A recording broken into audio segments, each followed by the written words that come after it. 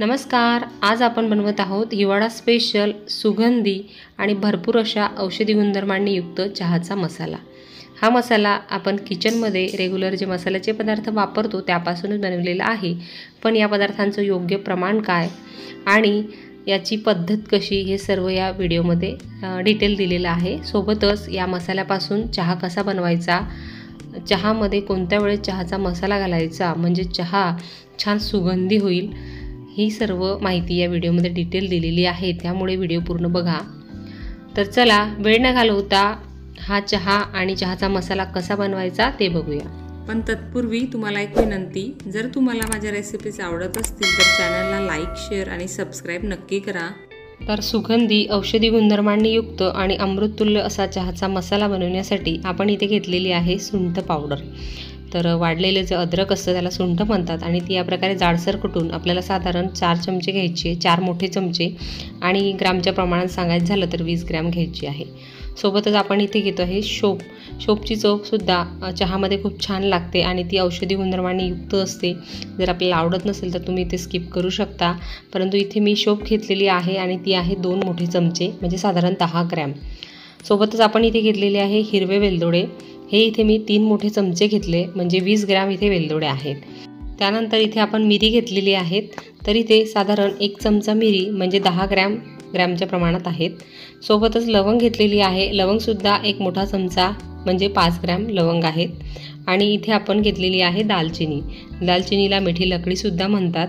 तर ही दालचिनी आपण 4 काड्या घेतलेल्या आहेत आणि ग्रॅमच्या प्रमाणात सांगायचं झालं तर साधारण 10 ग्रॅम ही दालचिनी आहे। सोबतच आपण इथे घेतलेली आहे काळी इलायची, याला आपण मसाला इलायची सुद्धा म्हणतो। तर इथे मी 3 नग काळी इलायची घेतलेली आहे। त्यानंतर जायफळ घेतलेला आहे 1 नग। तर अशा प्रकारे आपलं हे साहित्य आहे आणि यात एक सिक्रेट असा आपण पदार्थ घालतोय जो भरपूर औषधी गुणधर्मांनी आणि आपल्या चहामध्ये 4 चांद लावणारा आहे, तो म्हणजे तुळशीच्या मंजिऱ्या। याऐवजी आपण तुळशीचे पानंसुद्धा घेऊ शकता थोडेसे सुकवून, यामुळे चहाची चवसुद्धा खूप छान येते आणि चहामधले औषधी गुणधर्म आणखी दुपटीने वाढतात। तर इथे आपलं हे साहित्य तयार आहे। आता आपल्याला प्रथम हे साहित्य थोडंसं हलकंसं भाजून घ्यायचं आहे। तर इथे आपण गॅसवर एक पॅन गरम करायला ठेवलेली आहे। आपण स्टीलची, लोखंडी किंवा नॉनस्टिकची कोणती पॅन इथे घेऊ शकता, जर आपल्याकडे लोखंडी असेल तर उत्तमच। आता यामध्ये आपल्याला हे सर्व मसाल्याचे पदार्थ हलकेसे भाजून घ्यायचे आहेत।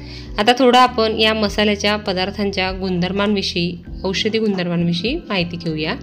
तर अगदी सर्दी खोकल्यापासून ते कोलेस्ट्रॉलची समस्या दूर करण्यापर्यंत गरम मसाले फार गुणकारी असतात आणि गरम मसाल्यांमध्ये अँटीऑक्सिडंट आणि मिनरल्सचं प्रमाणसुद्धा खूप असतं। हे एक प्रकारे इम्युनिटी बूस्टरचं सुद्धा काम करतात। तर इथे आपण प्रथम दालचिनीचं बघूया। तर दालचिनीमध्ये अँटीव्हायरल, अँटीबॅक्टेरियल आणि अँटीऑक्सिडंट आणि अँटीफंगल गुणधर्म असतात, त्यामुळे शरीराचा रक्तदाब आणि साखरेचं प्रमाणसुद्धा नियंत्रित राहण्यास मदत होते आणि यामुळे आपली पचनक्रियासुद्धा सुधारते। तर अशा प्रकारे दालचिनी ही आपण चहामध्ये घेतली तर नक्कीच आपल्याला तिचा फायदा होईल। सोबतच आपला चहासुद्धा तिने छान असा सुगंधी बनेल। आता यामध्ये आपण वापरलेली आहेत काळी मिरी। तर सर्दी खोकल्याची समस्या दूर करण्यासाठी काळी मिरी अत्यंत गुणकारी असतात आणि कफ किंवा खोकल्याचा त्रास होत असेल तर नक्कीच आपण या प्रकारे काळ्या मिरीचा चहा घ्यायला हवा। सोबतच सांधेदुखी होत असेल तर तुम्ही या प्रकारे चहातून काळ्या मिरीचा समावेश जर आहारात केला तर नक्कीच तुम्हाला फरक जाणवेल। यामध्ये आपण घेतलेली आहे लवंग। लवंगमुळे दातदुखीची समस्या तर जातेच, सोबत मधुमेह, सायनस आणि पोटाच्या विविध समस्यासुद्धा दूर करण्यास लवंग उपयुक्त आहे। मळमळ उलटीचा त्रास होत असेल तरीसुद्धा आपण लवंग खात असतो हे आपल्याला माहीतच आहे। लवंग थोडी गरम असते, त्यामुळे आपण मर्यादित मात्रेत चहामध्ये घेतलेली आहे। यामध्ये जे जायफळ घेतलं आहे तर जायफळ हे निद्रानाश या समस्येवर अगदी रामबाण उपाय आहे। जायफळामुळे निद्रानाशची समस्या तर दूर होते, सोबत पचनक्रियासुद्धा सुधारते। आपण जर दररोज अगदी थोडं जायफळ आहारात ठेवलं तर सांधेदुखी किंवा सांध्यावर जी सूज येण्याची समस्या असते बरेच जणांना, तीसुद्धा सूज कमी होऊन वेदना कमी होण्यास मदत होते। आणि या जायफळामुळे काय होतं की याच्यामध्ये अँटी मायक्रोबियस गुणधर्म जो असतो, त्यामुळे पोटाचा कर्करोगाचा धोकासुद्धा कमी होतो। तर असं तर आपण जायफळ दररोज खाऊ शकत नाही, परंतु चहामध्ये जर आपण त्याचा समावेश केला तर नक्कीच दररोज आपण जायफळाचं सेवन या प्रकारे आपल्याकडून होऊ शकतं। सोबतच डोळ्याच्या समस्या आणि मधुमेहात सुद्धा जायफळ फार उपयुक्त आहे। या मसाल्यामध्ये आपण सुंठ पावडर वापरतो आहे, तर सुंठीमुळे गुडघेदुखीची समस्या कमी व्हायला मदत होते। शारीरिक वेदना आपल्याला काही होत असल्या तर त्या कमी होतात, आपल्या पचनसंस्थेचं कार्य सुधारतं आणि पोटाच्या समस्यासुद्धा कमी होण्यास मदत होते। आणि सोबतच त्वचेसाठी सुद्धा ही फार फायदेशीर आहे, केसामधील कोंड्यांची समस्यासुद्धा दूर होते। तर अशा प्रकारे आपण चहाच्या माध्यमातून दररोज सुंठेचं सेवन करू शकतो। हिरवी इलायची तर आपण चहामध्ये घालतच असतो, परंतु आपण या चहा मसाल्यात काळी इलायचीसुद्धा वापरलेली आहे। तर काळी इलायची ही हिरव्या इलायचीपेक्षा सुद्धा फार औषधी गुणधर्मांनी युक्त आहे। यामुळे आपल्या शरीराला खूप फायदे होतात, हृदयासाठी ती फायदेशीर आहे आणि ब्लड प्रेशर नियंत्रणात ठेवण्याचं काम ही इलायची करते। सोबतच शरीरात रक्ताची कमतरता असेल तर ती भरून काढण्यासाठी ही उपयुक्त आहे आणि आपल्या पोटामध्ये जर ॲसिडचं प्रमाण वाढलेलं असेल तर ते नियंत्रणात ठेवण्याचं काम ही इलायची करते। म्हणून हिचा आपण आहारात वापर करणं गरजेचं आहे आणि खाल्लेल्या अन्नाचं पचन होऊन पोट साफ होण्यासाठी सुद्धा ही उपयुक्त आहे, कारण ही गरम असते। सोबतच श्वासाचे जे विकार असतात जसे दमा, खोकला, फुफ्फुसामध्ये सूज, ब्रॉन्कायटिस, पल्मोनरी ट्युबरक्युलोसिस यासारख्या ज्या गंभीर समस्या आहेत तर त्या या वेलची या मसाल्याच्या पदार्थामुळे खरंच दूर होऊ शकतात। म्हणून आपण हिचा आहारात वापर करणं फार गरजेचं आहे। सोबतच दादाचे रोग असेल, इन्फेक्शन असेल, हिरड्यांची सूज असेल तर त्यावरसुद्धा इलायची ही फार उपयुक्त आहे।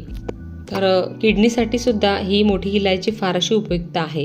त्यामुळे आवर्जून आपण चहाच्या मसाल्यामध्ये ही इलायचीचा समावेश केलेला आहे आणि अशा प्रकारे आपण दररोजच्या आहारात ही इलायची वापरून याचे फायदे आपल्या शरीराला मिळवून देऊ शकता।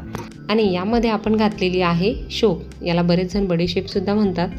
तर बऱ्याच जणांना जेवण झाल्यावर हमखास बडीशेप खायची सवय असते, कारण ती फार औषधी गुणधर्मांनी युक्त आहे। आपल्या आरोग्य आणि सौंदर्यासाठी ती फायदेशीर आहे, कारण त्यामध्ये व्हिटॅमिन सीचं प्रमाण खूप असतं। कॅल्शियम, सोडियम, फॉस्फरस, आयर्न आणि पोटॅशियम असे खनिज गुणसुद्धा असतात।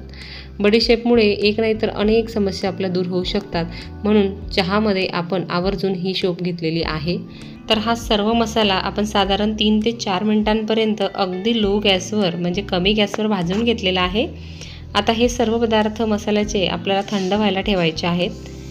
हे सर्व थंड झालं की आपल्याला मिक्सरच्या भांड्यामध्ये घालायचं आहे आणि अगदी पावडर स्वरूपात बारीक करून घ्यायचं आहे। तर इथे अमृततुल्य अगदी A1 असा चहाचा मसाला तयार झालेला आहे। या प्रकारे आपण पावडर स्वरूपात त्याला छान बारीक करून घेतलेला आहे। आता या मसाल्याच्या पावडरचा वापर करून चहा कसा बनवायचा हे सुद्धा आपण बघणार आहोत। तर इथे त्यासाठी मी एक पातेलं गरम करायला ठेवलेलं आहे। यामध्ये आपण 1 कप पाणी घालायचं आहे। तर इथे मी आपल्याला 2 कप चहा बनवून दाखवत आहे, त्यामुळे मी इथं 1 कप पाणी घातलेलं आहे। तर इथे पाणी उकळायला लागलेलं आहे, तर त्यावेळेस आपल्याला यामध्ये चहा पावडर घालायची आहे। तर इथे मी 2 कप चहासाठी 1.5 चमचा चहा पावडर घातलेली आहे। आपली चहा पावडर कोणत्या क्वालिटीची त्यानुसार आपण कमी जास्त चहा पावडर घेऊ शकता, कारण काही जे चहा पावडर असते तर तिला रंग यायला वेळ लागतो, फार उकळू द्यावं लागतं। तर चहाचा जो रंग आहे तर चहा पावडरवरही अवलंबून आहे आणि आपण किती वेळ उकळू देतो त्यावरही, म्हणजे छान असा अगदी डार्क रंग येईपर्यंत आपल्याला ही चहा पावडर 1.5 ते 2 मिनिटांपर्यंत उकडून घ्यायची आहे पाण्यामध्ये। आता इथं आपल्या लक्षात येते की चहा पावडर छान उकळलेली आहे, त्यावेळेस यामध्ये घालायची आहे साखर। तर आपल्या चवीनुसार घालायची। इथे मी 3 चमचे साखर 2 कप चहासाठी घालत आहे। आता साखर घातल्यानंतर अजून आपल्याला साधारण अर्धा ते पाऊण मिनटं हा चहा छान उकळून घ्यायचा आहे, म्हणजे आणखी छान असा रंग या चहाला येईल। आणि त्यानंतर आपल्याला यामध्ये घालायचं आहे 1 कप दूध। 1 कप पाणी आणि 1 कप दुधाचं प्रमाण जे आहे ते अगदी परफेक्ट होतं आणि खूप छान अगदी बासुंदीसारखा चहा यामध्ये तयार होतो। जर दूध घट्ट नसेल तर मात्र आपण अर्धा कप पाणी आणि 1.5 कप दूध वापरावं। आता याला छान असं उकळू द्यायचं आहे आपल्याला साधारण 3 ते 4 मिनिटांपर्यंत। आणि गॅसची फ्लेम म्हणजे जी आच आहे आपली गॅसची किंवा इंडक्शनची तर ती कमीच ठेवायची आहे, म्हणजे चहाला छान असा रंग येईल। थंडीच्या दिवसामध्ये अगदी चहा न पिणारेसुद्धा चहा प्यायला तयार होतात, कारण वातावरणामध्ये थंडावा असतो आणि बऱ्याचदा सर्दी, खोकला यासारखे प्रॉब्लेम पण आपल्याला सिजनेबल सुरू होतात। त्यामुळे आपण या प्रकारचा सुगंधी औषधी गुणधर्मांनी युक्त चहा नक्कीच प्यायला हवा। आता 3 ते 4 मिनटं चहा छान असा उकळल्यानंतर यामध्ये आपल्याला पाव चमचा चहा पावडर घालायची आहे।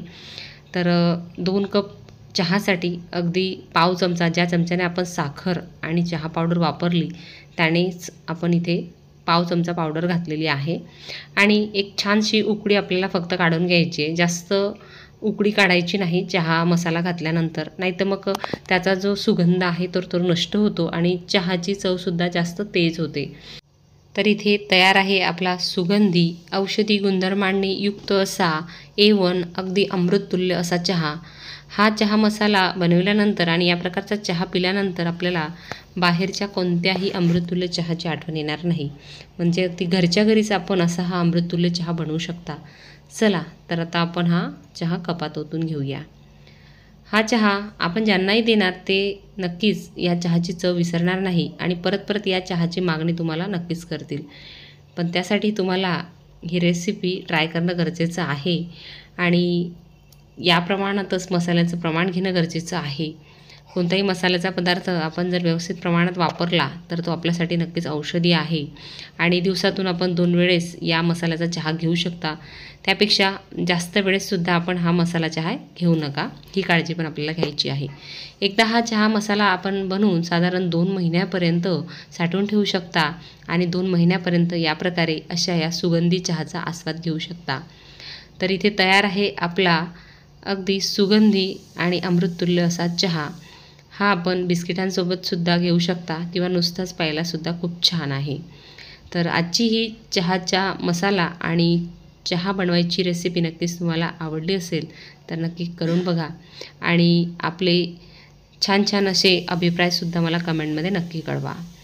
तर पुन्हा भेटूया अशाच एका नवीन छानशा उपयुक्त रेसिपीमध्ये. धन्यवाद.